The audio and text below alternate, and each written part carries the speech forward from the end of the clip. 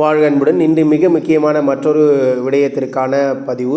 அதாவது இன்றைய காலகட்டத்தில் நம்முடைய எண்ணங்களிலும் நம்முடைய உணர்வுகளிலும் மிகப்பெரிய தாக்கத்தை ஏற்படுத்தி கொண்டிருக்கக்கூடிய இதற்கு நாம் முழுமையான ஒரு நன்றி உணர்வோடும் அதை சரியாகவும் நாம் பயன்படுத்துவதற்காக இது குறித்த ஒரு நன்றி உணர்வை நாம் வெளிப்படுத்த இருக்கின்றோம்.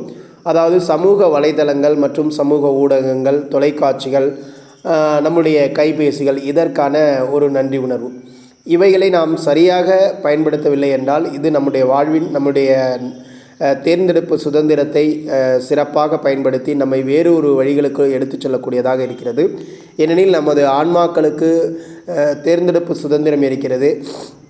நீங்கள் இந்த பயிற்சியினுடைய நம்முடைய பிரபஞ்ச சக்தி சேனலில் நான் உங்களுக்கு நிறைய பதிவு போட்டிருந்தேன். அதாவது ஆன்ம உலகின் விதிகள் அப்படின்னு அதை தொடர்ச்சியாக கேட்க சொல்லியிருந்தேன். நீங்கள் பதிவு, அதாவது பிளேலிஸ்ட்டில் போய்ட்டு 1லேருந்து கேட்டு வந்தீங்க அப்படின்னா இப்போ நம்மளுடைய அது சார்ந்த நமது சிறப்பான நன்றி உணர்வின் மூலமாக நமது வாழ்வில் அதை சரியாக நாம் பயன்படுத்த முடியும்.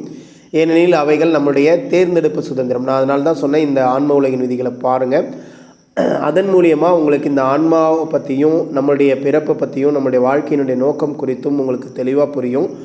அது புரிஞ்சுது அப்படின்னா இப்போ நம்மள்கிட்ட இருக்கக்கூடிய அந்த தேர்ந்தெடுப்பு சுதந்திரம்ங்கிற அந்த வார்த்தையை பயன்படுத்தினேன் அப்படின்னா, அதாவது இந்த உலகத்தில் நம்ம பிறக்கிறப்ப நம்ம எதோட வர்றோன்னா இந்த ஆன்மா, ஆழ்மனசு, தேர்ந்தெடுப்பு சுதந்திரம். இதாவது நீங்கள் உங்கள் வாழ்க்கையில் எதை தேர்ந்தெடுக்கணுங்கிறது முழு சுதந்திரம் உங்ககிட்ட தான் இருக்குது. அதில் எந்த கடவுளோ இல்லை யாருமே உங்களை நிர்பந்தப்படுத்த மாட்டாங்க. இதை தான் பண்ணணும், நல்லது தான் பண்ணணும் அப்படின்லாம் கிடையாது. எது உங்களுக்கு தோணுதோ அதை நீங்கள் பண்ணுவீங்க. அதுதான் உங்களுடைய கர்ம பலன்களாக மாறும், கர்ம வினைகளாக மாறும். அப்போ நாம் என்ன பண்ணணும், இப்போ இது நீங்கள் ஒரு விஷயம் பார்ப்பீங்க, உங்களுக்கு ஒருத்தர் நல்லவராக தெரிகிறாரு, சரி அவர் சொல்கிற விஷயங்கள் நல்ல விஷயங்களாக இருக்குது, இதை பின்பற்றலாம் அப்படின்னு நீங்கள் நினைப்பீங்க. அந்த நேரத்தில் இந்த சமூக வலைத்தளங்களுடைய பகுதி என்ன பண்ணுது அப்படின்னு கேட்டிங்கன்னா, ஏதாவது ஒரு நிகழ்வு, இப்போ இதுவே நம்மளோடதும் இதில் தான் நம்ம பண்ணுறோம், ரைட்டுங்களா? ஆனால் இது நல்லதுன்னு நீங்கள் நினச்சி இதை பின்பற்றும் பொழுது உங்களுடைய வாழ்க்கையில் நேர்மறையான அனுபவங்கள், உண்மையிலே இது நல்லதாக இருக்கிற பட்சத்தில் இது உங்களுக்கு நல்ல விளைவுகளை கொடுக்கும். ஒருவேளை இதன் மூலியமாக பயன்படுத்தி இன்றைக்கி தவறான விஷயங்களும் ஒளிபரப்பப்படுது.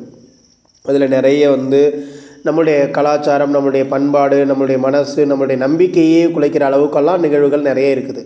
அப்போ அதையெல்லாம் பார்த்துட்டு நம்ம உடனே என்னென்னா அது சொல்கிற விஷயத்தை தேர்ந்தெடுத்து நம்ம போகிறப்ப இன்றைக்கி என்ன ஆகுது அப்படின்னு கேட்டிங்கன்னா, நம்மளுடைய மனசு முழுசாக சிதறி போகுதுங்க. இந்த சமூக வலைத்தளங்கள்னால நாம் தேர்ந்தெடுப்பு சுதந்திரத்தையே தவறாக பயன்படுத்தக்கூடிய நிலை இருக்குது. காரணம் அது நம்மளை வேறொரு உணர்வுகளுக்குள்ளே எடுத்துகிட்டு போகுது. அது மாதிரி இன்றைக்கி தொலைக்காட்சி இருக்குது அப்படின்னா அதில் வரக்கூடிய அந்த தொடர்கள் நமக்குள்ளே தேவையில்லாத உணர்வுகளை உருவாக்குது.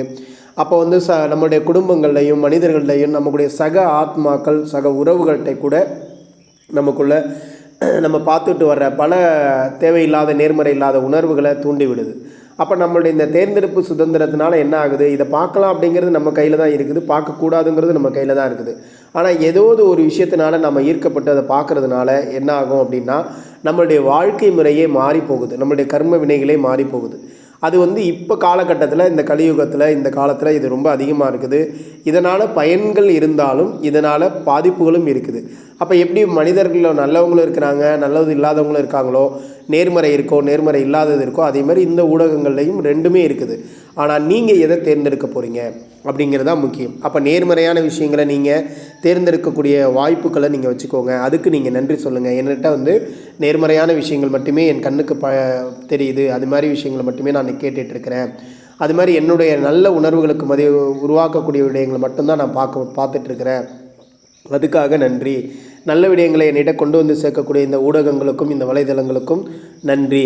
அது மாதிரி நல்ல செய்திகளையும் நல்ல ஒரு உணர்வுகளையும் கொடுக்கக்கூடிய தொலைக்காட்சிக்கு நன்றி அப்படின்னு சொல்லிட்டு இன்றைக்கி இருக்கக்கூடிய சமூக வலைத்தளங்கள் அனைத்துக்குமே, அது எதுவாக இருந்தாலும் சரி, நீங்கள் பார்த்துட்ருக்கிற, நீங்கள் பதிவுகள் போட்டுட்ருக்க எல்லாத்துக்குமே நன்றி சொல்லுங்கள். அது இல்லைன்னா இன்றைக்கி பாருங்களேன், இன்றைக்கி இது இல்லைன்னா நாம் இந்த விஷயத்தை உங்கள்கிட்ட எல்லாம் கொடுக்கவே முடியாது. நான் எங்கேயோ இருக்கேன், நீங்கள் எல்லாருமே எங்கேயோ இருக்கிறீங்க. இதன் மூலியமாக நாம் எல்லாம் ஒன்றாணைஞ்சிருக்கோம். இது ஒரு நல்ல விஷயந்தான். ஆனால் அதே நேரத்தில் இதை நாம் எப்படி பயன்படுத்த போகிறோம், இந்த சமூக வலைதளங்களையும் மற்றதையும் நாம் எப்படி எதுக்காக பயன்படுத்துகிறோம் அப்படிங்கிறது இருக்குங்க. அதன் மூலியமாக நம்மளுடைய உணர்வுகள், நம்மளுடைய செயல்பாடுகள் நல்லதாக இருக்க போகுதா, இல்லது நல்லது இல்லாத நிலைக்கு போகுதா அப்படிங்கிறத நம்ம பார்த்துக்கணும். இப்படி இதுக்கு நீங்கள் சரியானதுக்கு மட்டும் எனக்கு வர்றதுக்கு நன்றின்னு சொல்கிறதுனால இந்த சமூக வலைதளங்கள்லேருந்து உங்களுக்கு நல்ல கருத்துக்கள் மட்டும்தான் வரும், சரிங்களா? அது மாதிரி நீங்கள் என்ன பண்ணலாம், நீங்கள் பார்க்குறதெல்லாம் நல்லதாகவே பார்த்தீங்க அப்படின்னா அந்த இது சொல்கிறாங்க இல்லையா, அல்காரிதம் சொல்கிறாங்க இல்லையா, அது என்ன பண்ணும், அது மாதிரி விஷயங்களை மட்டுமே உங்களுக்கு எப்பயுமே காட்டிகிட்டு இருக்கும். உங்களுக்கு தேவையில்லாதது வருது அப்படின்னா அதை நீங்கள் பிளாக் பண்ணவோ அல்லது கைட் பண்ணவோ அதை வந்து மறைச்சிக்கவோ உங்களால் முடியும். அதை பார்க்காமலும் உங்களால் நீங்கள் பண்ணிக்க முடியும். அப்போ அந்த மாதிரி நம்மளை வந்து தற்காத்து கொள்ள முடியும். அது மாதிரி நம்ம வந்து தற்காத்து கொள்ள முடியும். அதனால் அந்த ஒரு விடயத்திற்காக நாம் சமூக வலைதளங்களுக்கும் இந்த கைபேசிக்கும், உண்மையிலே கைபேசி மூலமாக நல்ல செய்திகளும் நல்ல நபர்களுடைய தொடர்பும் நமக்கு கிடைக்கிறதுக்கு நன்றி அப்படின்னு சொல்லி நீங்கள் அதை எழுதுறதுனால எல்லாமே உங்களுக்கு நன்மை தரக்கூடிய விஷயங்களாகவும் நல்லதாகவும் உங்களுடைய வாழ்க்கையில் அமையும். அதற்கான ஒரு நன்றி பட்டியலுக்குரியதை எழுதக்கூடிய நாளாக இன்றைய தினம் வைத்துக்கொள்ளுங்கள்.